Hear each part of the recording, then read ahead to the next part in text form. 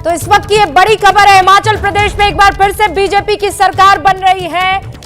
हिमाचल में कांग्रेस को 24 से 32 सीटें मिल रही है, बीजेपी को 33 से 41 सीटें मिल रही है। लेकिन यहां अगर मैं वोट शेयर की बात करूं तो ये जो अदर्स है वो ये दिखा रहा है कि जो कभी 9.5 हुआ करता था वोट शेयर, वो 11.9 हो जाता है। ये स्विंग ये दिखाता है कि बीजेपी को कहीं ना कहीं अच्छा खासा नुकसान इस लिहाज से पहुंचा दिया कि वो कांटे की टक्कर पर आ गया, वरना इत्मीनान से सरकार बना दी होती। रोहित। बिल्कुल रूबिका, बिल्कुल आपने सही कहा कि ये जो अन्य की जो आंकड़े हैं, इस अन्य में जो ज्यादातर लोग हैं वो भारतीय जनता पार्टी के हैं और करीब 12 ऐसे बागी प्रत्याशी इस बार चुनावी मैदान में उतरे जो भारतीय जनता पार्टी के कभी पदाधिकारी रहे, कभी विधायक रहे और संगठन में बड़ी जिम्मेदारी उनके साथ रही। और दूसरी बात, टिकट आवंटन जिस तरह से हुआ, कई प्रयोग इस बार हिमाचल में किए, बीजेपी हर प्रदेश में करती है। अमूमन हिमाचल की राजनीति में इस तरह के प्रयोग आज तक कभी सफल नहीं हुए कि एक सीट से किसी को दूसरे जिले में दूसरी सीट पे उतार दिया या एक ही जिले में एक सीट बदल के दूसरी सीट पर भेज दिया, क्योंकि 5 साल तक विधायक एक सीट पर वहां पर तैयारी करता है। छोटे छोटे विधानसभा क्षेत्र हैं और मैं आपको बताऊं कि 25 से 26 सीटें ऐसे जहां पर हार जीत का अंतर 1000 से 1500 के बीच में रहने वाला है। 12 सीटें ऐसी होंगी जहां पर हार जीत का अंतर 1000 से नीचे रहने वाला है। तब तो जो इशारा आप रोहित कर रहे हैं, नतीजों का हमें इंतजार कर ही लेना चाहिए। मतलब कांटे की जो टक्कर है अभी अब फिलहाल किसी उसमें पहुंच नहीं सकते हैं सर्वे में, सिर्फ अब सर्वे के आधार पर। बिल्कुल। और मैं एक बात और जिक्र करना चाहूंगा, 1998 पर मैं आपको जरूर लेके जाना चाहूंगा। 1998 में वो सरकार भारतीय जनता पार्टी की हिमाचल प्रदेश में बनी जो पूरे 5 साल चली। प्रेम कुमार धूमल मुख्यमंत्री बने। उस वक्त 31 seat Congress, 31 Bharatiya Janata party, 5 seat Pandit Sukhram की हिमाचल विकास पार्टी थी उसको मिली थी और एक निर्दलीय चुनकर आए थे। अब एक बागी शब्द का आपने इस्तेमाल किया था, उसी से जुड़ा मेरा सवाल है। शशि भूषण शर्मा जी, आपसे मेरा सवाल है, बार बार बात हो रही थी बीजेपी के बागियों की और यह कहा जा रहा था कि वो नुकसान पहुंचा देंगे बीजेपी को, एंटी इनकम्बेंसी फैक्टर। अगर ये चीजें भी काम नहीं आई हैं तो एक सवाल ये मेरा बनता है कि क्या जो रवायत को बदल दे वो मोदी है? क्या मोदी का जादू फिर चलता हुआ दिख रहा है इस सर्वे के मुताबिक?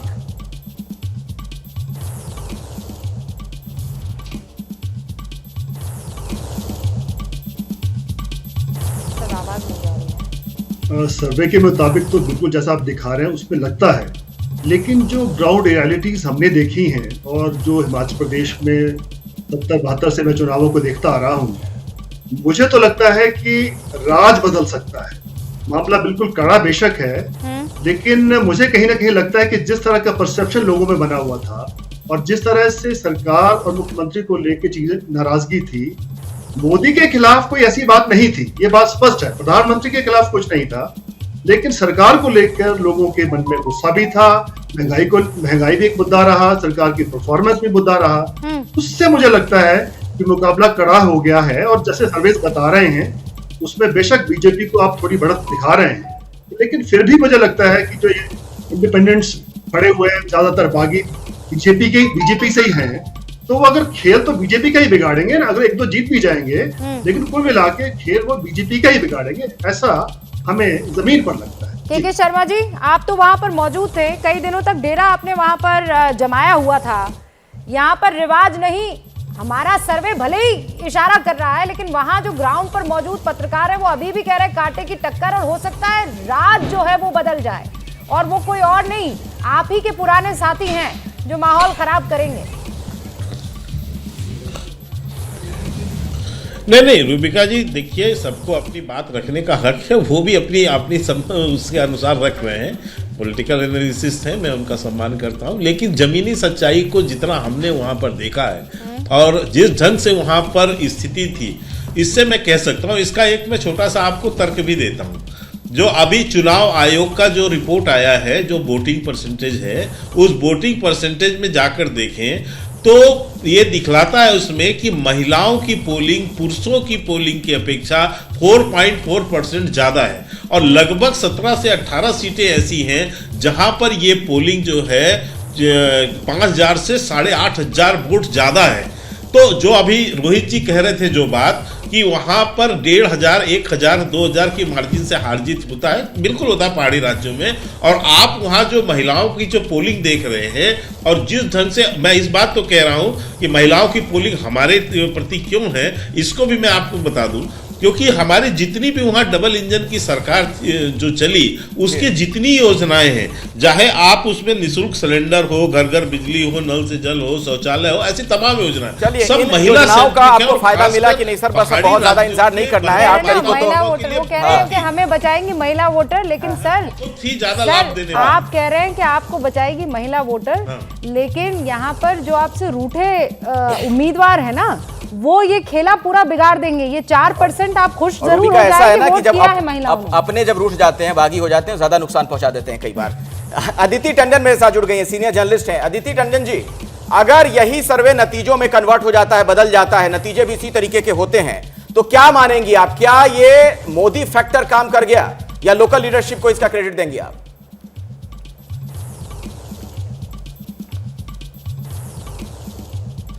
नहीं, बिल्कुल। देखिए, प्रधानमंत्री नरेंद्र मोदी ने बहुत ही पर्सनलाइज कैंपेन किया था और हम सब ने देखा था कि उन्होंने पर्सनल लेवल पर वोटर्स से अपील की थी।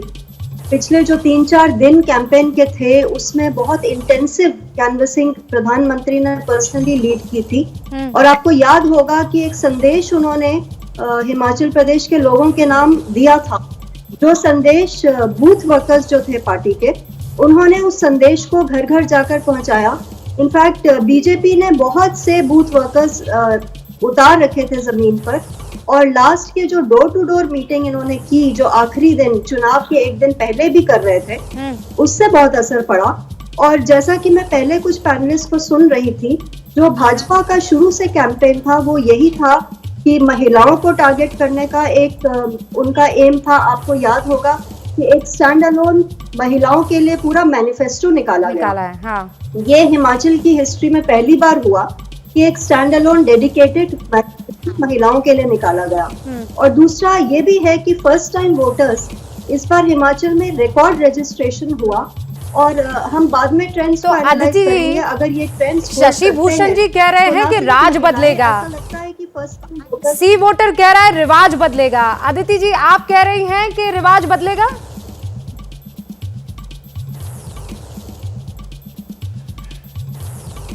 मुझे ऐसा लग रहा है कि भाजपा को एक एज तो मिली हुई है सारे पोल ऑफ पोल्स में।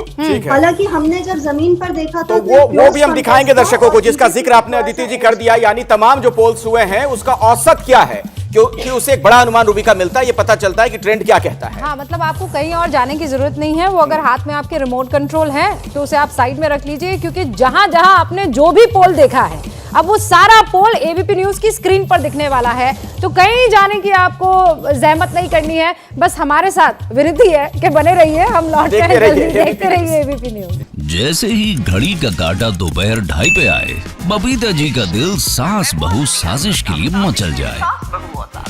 और ये है इनकी बहू, पूरे दिन ऑफिस की टेंशन हो जाए गॉन जब ये करें अपना फेवरेट शो फ्री टाइम पे ऑन। इनकी तरह आप भी देखिए अपना फेवरेट शो अपने टाइम पर और डाउनलोड कीजिए एबीपी लाइव ऐप अपने स्मार्ट टीवी पर।